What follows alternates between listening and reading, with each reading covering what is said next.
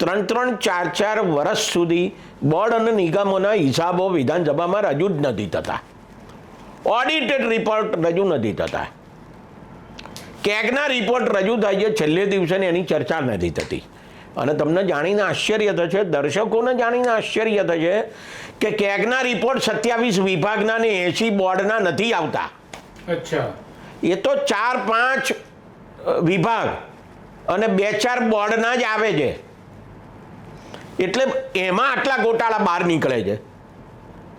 તો જો કેગ બધા જ વિભાગના, બધા જ બોર્ડના અને નિગમોના હિસાબોનું ચેકિંગ કરે, ઓડિટ કરે, કેગ કરે, હિસાબ નહીં, સરકારની પોતાની એકાઉન્ટન્ટની કચેરી નહીં, કેગ એ રિપોર્ટ તૈયાર કરે તો શું થાય મને એ કહો.